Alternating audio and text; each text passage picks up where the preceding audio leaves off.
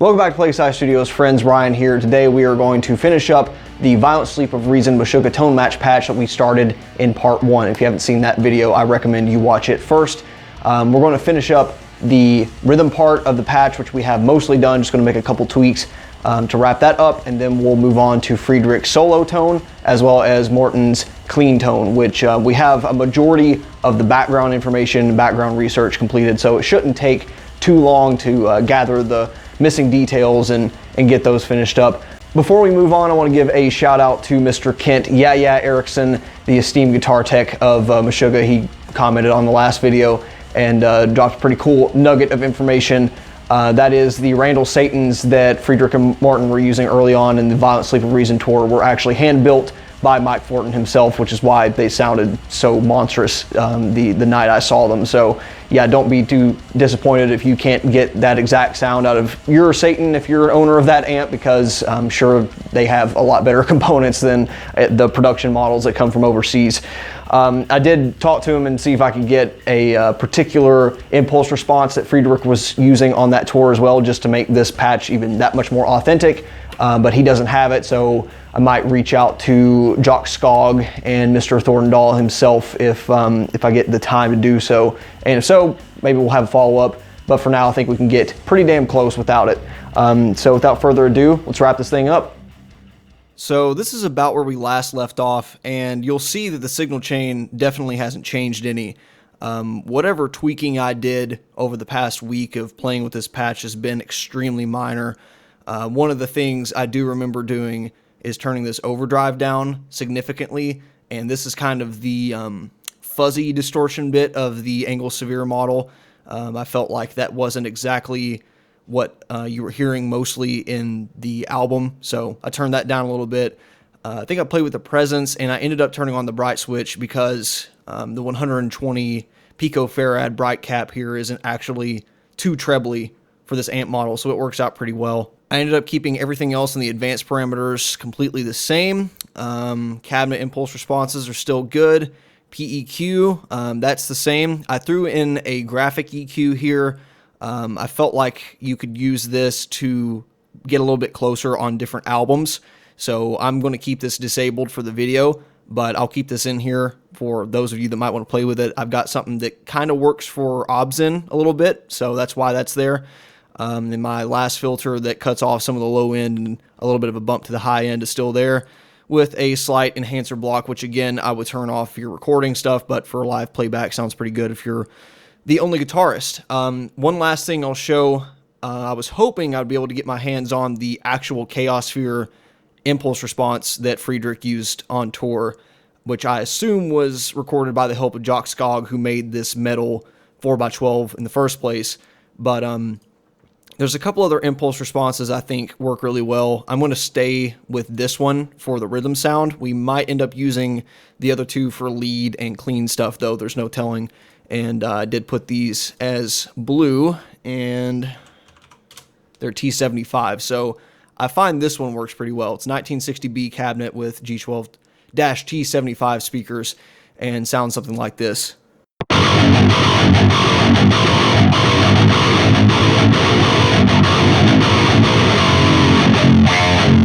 And that sounds pretty damn stellar. For comparison's sake, I'll switch back to the last one. Again, I'm going to keep the original impulse response I had on here just because I feel like it fits the tone of the record a little better, but this is a great choice, and you can even switch it out for the top IR if you feel like it.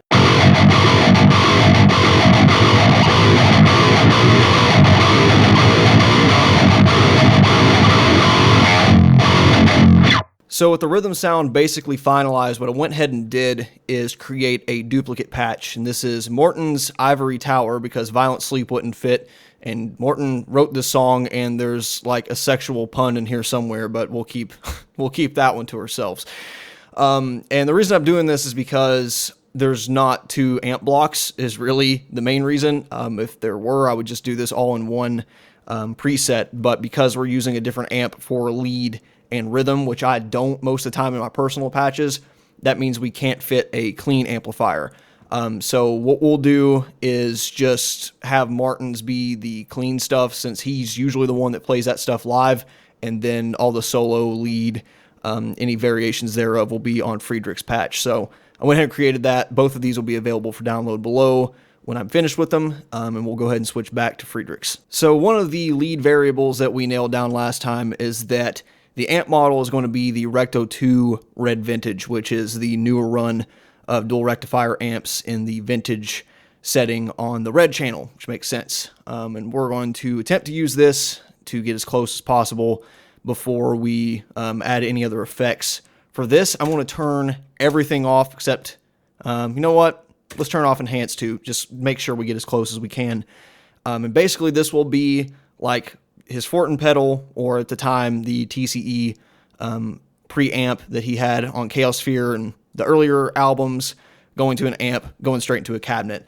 And I want to get as close as we can with this alone before we start adding any other EQ or effects, and then we'll go from there. I also hope not to have to touch any of these blocks before the amp, because his lead tone is very Alan Holdsworthy, but it's very cutting when he's not playing the legato type stuff. So if there's any hard picking, it does create a very harsh, clean boost sound. So that's why I'm going to leave this alone, as well as leave our passive-like dynamics up as well. And if we feel like we need a bigger boost somewhere, we can put it in the signal chain. But for now, let's just play with the rectifier. And before I even hear it, I'm just going to turn this presence up a little bit. I'm going to turn the treble up, mids down, bass up a little bit. This is kind of how Friedrich would normally dial in a rectifier in this range. Not exactly, but and we'll probably need more gain than I think we'll need because of the boost. Let's see what this sounds like.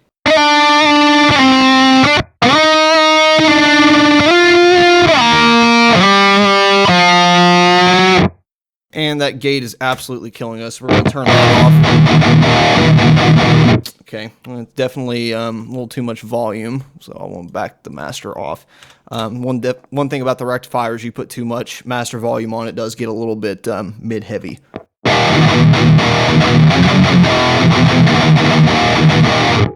Okay, so that's a start. I'm going to back off the gain, and I think that's probably a decent enough starting point, because you can't do a whole lot with this thing until you start chucking EQs and the like. So before we get into any of the effects, let's do a little bit of research. This is a screenshot I grabbed from a TuneTrack Easy Mix Guitar Gods preset pack video that Friedrich is playing Do Not Look Down from Coloss. And it's basically like a plugin. It's a VST plugin that covers everything, and it doesn't allow you to change really any settings besides like an overall bass or treble type deal. And that's kind of why they call it Easy Mix, because you just throw it on and your guitar sounds pretty damn good. I've demoed them personally. And here kind of gives a little bit of an insight as to what his signal chain includes on that album. And his overall signal chain is not going to change all that much album from album. So we'll use this and tweak from there. So he's using some type of EQ. I'm going to guess it's like a PEQ after the amplifier, possibly even after the cabinet block like we have here, a delay and a gate. We all already have the gate covered with the input. We'll figure out the EQ, and then we'll add a slight delay. It's not like Devin Townsend Wall of Sound delay. And we also might add a chorus. I think some of his earlier solo work used more chorus than more recent stuff does, but it adds some depth, adds a little bit of time-based modulation that I think works really well for his stuff. So we'll start definitely with EQ and delay, see how chorus plays in later. I'm going to go ahead and start moving some of these blocks around. That way we make room for whatever we need. EQ, GEQ. I'm going to add another PEQ block here to not confuse myself as to which one's which. Lead will be the last one. Enhance is fine, and I'm going to add a delay after the enhance, because that generally is what makes the most sense as far as the CPU usage. If you put too many time effects before the enhance block, and get a little starved up here. So we'll start with that. I don't really know what frequencies are missing quite yet, but we'll just have to play with it. And we can also change the cabinet sound if we want to. So I think that's probably a good place to start, and just play with that and see if that gets us anywhere. An important thing to do that I didn't explicitly call out that I just caught myself doing. Make sure you change the scene on this kind of stuff if you're going to do multiple scenes, because that's your rhythm, and this is what we want for our lead. I was accidentally doing this on scene 1. That would not be good. So, okay, that's our flat one, and I'm going to experiment with some different IRs. We'll start with that T75.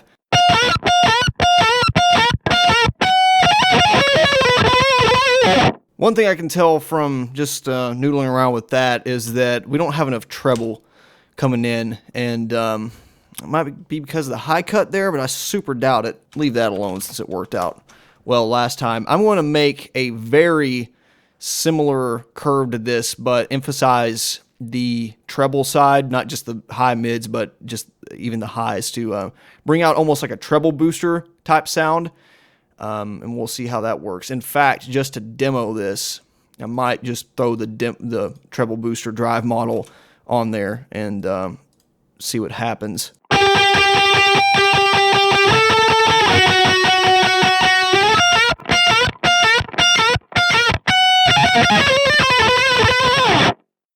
That is quite a bit closer. I like that a lot, actually.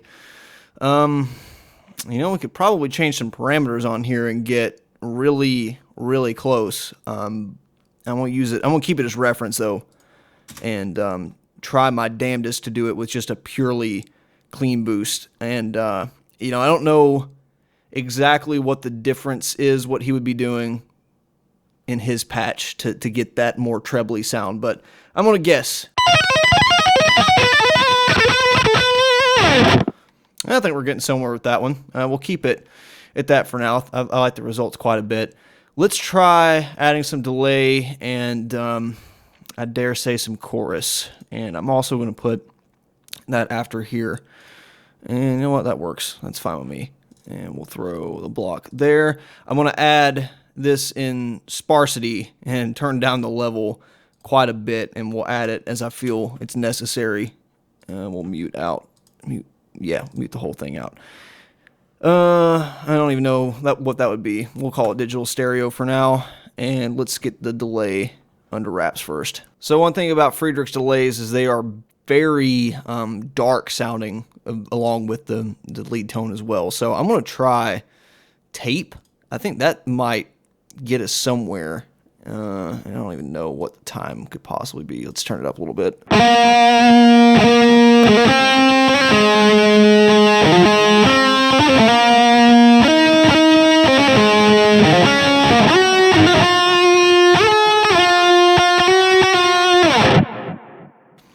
I like that model quite a bit. I think we'll keep it there for now. It's got a little bit more definition in the tape, but at the same time, it's still kind of dark and messy sounding, which I like.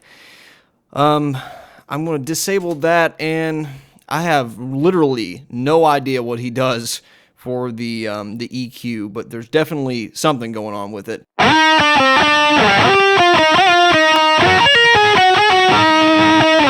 So I quite like the curve we got going on here. I didn't have to change a whole lot. I made frequency 5 3800, which is also the frequency we're using down here to take out some of those undesirable hissiness, which we don't like. So that kind of makes sense. The rest I kept more or less the same and just started entering values until it sounded pretty close. It is low mid heavy, but actual mids, you know, it's got a little bit in there, but high mids doesn't have a whole lot of, which, you know, it cuts through 8 strings just fine, so no problem there. I'm going to add some delay and a slight amount of chorus and see what that gets us. And then I think I'm still going to go and revisit what we've got going on back here, because it's not perfect. And quite frankly, he doesn't use the 33 for his lead stuff. So I see no reason we shouldn't be able to deviate to like a normal drive block if we feel that is necessary. So let's see what all this sounds like.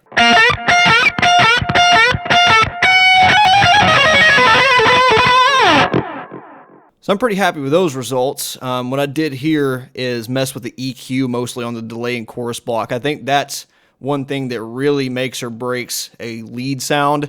And a lot of people can think, man, I just cannot get this delay or chorus or reverb or whatever tamed. It's too much no matter what, even if I throw the mix super low and it's woofy or whatever. And that's something that you can cut out with here. So playing with your low cut and high cut will, you know, basically tell it where it sits in the mix. And I think this is a good curve for Friedrich's lead sound. I did the same thing over here. The low I kept alone, and in fact, I'm just going to go ahead and change to 120 just to match. High cuts at 4,000. It's too much otherwise to my ears, and has a good amount of that modulation I was looking for, combined with the enhancer block. It really has some good results, I feel like. I have the mix really high because I have the level really low, so you can play with those. It doesn't really matter. I'm running them in parallel. You can run them in series if you got room for it. For me, I'm just going to leave it like this so I don't have to play with any other blocks. And just for fun, I'm going to see if we can get any closer. I'm happy with the tone. I really like the sound of it, but I'm going to see if I can get the attack a little bit closer to that almost liquid sound that Friedrich uses, and we'll see what happens.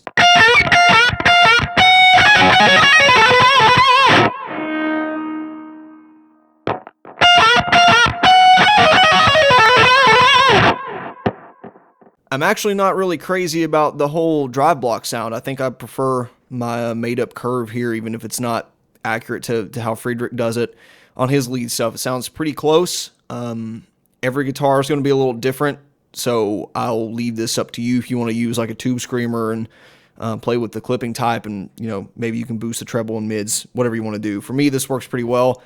I'll never get these Fishmans to be as twangy or you know, get that low output kind of sharp attack that the Lundgrens have. So it's going to depend on the player and everything. So I think it's a pretty good bass line. There's a couple other these kind of progressive sounding lead or in the background type work that he does as well, but mostly it's going to come down to the PEQ block, I feel like, with how it's mixed, as well as the mix of the delay and other time modulation effects. So I'm going to leave that alone as scene 2. So for Friedrich's patch, that's going to give us the main rhythm sound, a lower output rhythm sound. It looks like I forgot to turn on, or this is turning on some stuff that I don't necessarily want it to. We'll turn that back on, and then we'll have the lead on scene 2, and you can always make different variations thereof on the rest of them for all these scenes.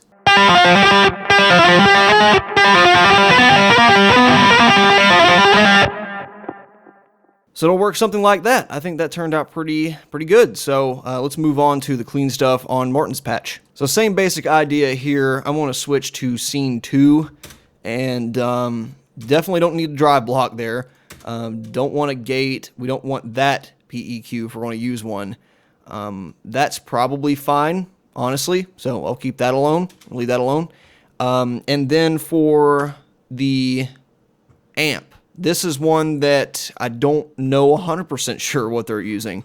Nothing I could find on it, but I would bet that it's a Mesa Boogie, either this clean or the pre-clean or a Fender amp, because all their lead or all their clean stuff has been off of Mesa Boogie amps when they were using real amplifiers. So you had like the 50 cal and the dual rectifier, of course, and all the Mesa Boogie amps sound like really pristine Fender amps to begin with, so it's like same. Once again, from the same video, we've got another little breakdown. So Friedrich's custom clean sound involves amp and caveat simulation, I would hope so, reverb, chorus, and compression. And that compression part's pretty interesting to me, so we'll definitely be tweaking that, and I'm guessing that's going to come after the amp and cabinet, or we can throw it between the amp and cabinet, but whatever it is, I don't think we want it before the amp. We want an overall compression sound, which, you know, given their clean sound at the beginning of Dancers to a Discordant System, that sort of stuff, that's kind of what it sounds like. There's actually not but a handful of clean parts on Violent Sleep of Reason anyway, but we might as well make it since we're here. And then reverb and chorus, not something I'm surprised about in the least, and I'll just take the chorus setting from the last patch, throw it on there, see how that works, and reverb will decide from there. First things first, let's get this halfway decent sounding. We're still on the bridge pickup. I'm not going to switch that because all the stuff that Morton plays only has a bridge pickup, so there's that.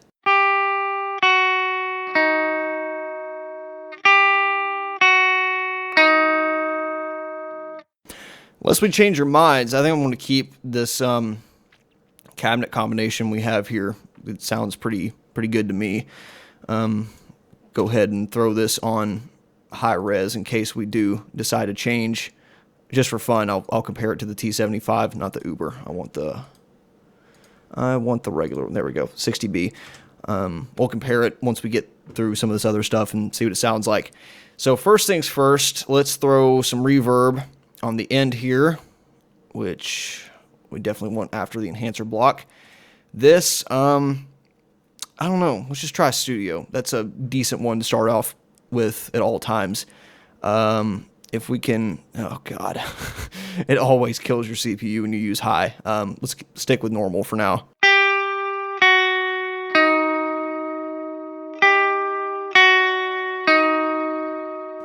I think that's a decent start. I ended up just using the time at 3.3 seconds, increased it a little bit, increased the size to 50. Everything else I kept exactly the same, mix at 20%. You can use basically anything. I'm sure it'll sound fine, and I'm sure they use different stuff depending on which song. And ambience is one of my favorite ones. I wouldn't use like the plate or springs or anything like that, but other than that, nothing should be too awfully off-putting. I'm going to scoot these back so I can put a compressor block in here, which we already used back there, which is unfortunate. So we're about to get creative. Well, that definitely answers one of my questions. We'll just go ahead and put that chorus in line with the reverb. No reason not to at this point. And I'll go ahead and copy it from the last patch.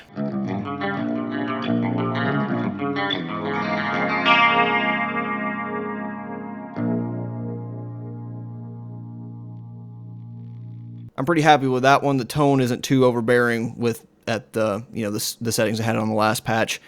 It's kind of a fight between rate and depth on the stereo model. You could use whatever you want. I think the Japan and analog stereo sound really good as well. The 8 voice and 4 voice is a little much for me, but I think this works pretty well. And it appears we have no choice because we are using the compressor here to get a more I guess passive dynamics out of these active pickups. And if you have passive pickups, you don't have to do this. But I'm gonna attempt to get a compressor sound, the compressed as hell clean sound they have before the amp, which isn't ideal because you're still going to have some speaker and amplifier dynamics going on. But I'm going to go here to speaker and turn the compression all the way up to combat that a little bit. And matter of fact, I'm going to turn drive up just a little bit because it's not going to do a whole lot. I'm pretty happy with the resonance and everything there. And we can play with the dynamics, which is something I usually don't play with much. We'll see how much we can get by with just using here and cranking up the ratio.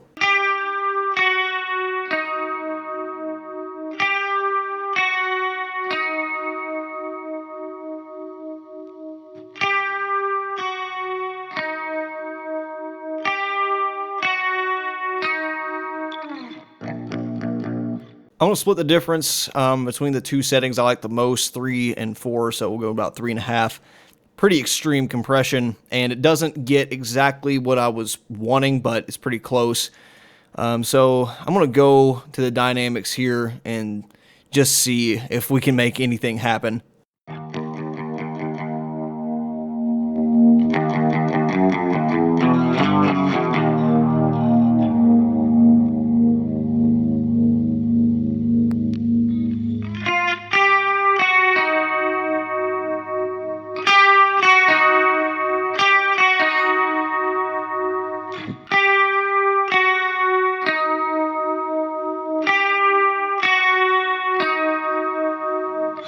That actually did pretty much what I wanted it to, just by turning up the out compression amount, and I was able to turn down the in a little bit because of it. So that sounds pretty good. I think we need to tweak the EQ, maybe use a GEQ, which this USA Clean, you could use a 5-band anyway, so that's, authentic to the design, and that'll basically wrap it up.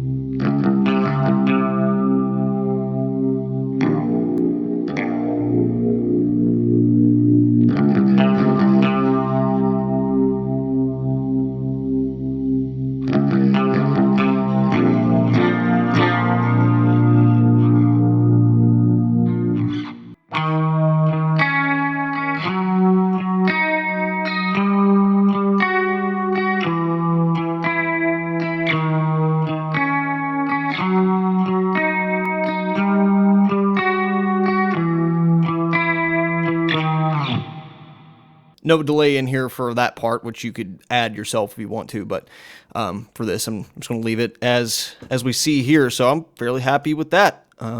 Again, that's 3 scenes here that you can take and make 5 more out of. Just make sure I didn't have anything in 3. Don't think I do. And I think it's a pretty serviceable Meshuggah patch in general. The rhythm sound you might have to tweak depending on the album that you're playing along to or trying to sound close to, but it works pretty well. We got our soft chug, our hard chug, clean, and lead.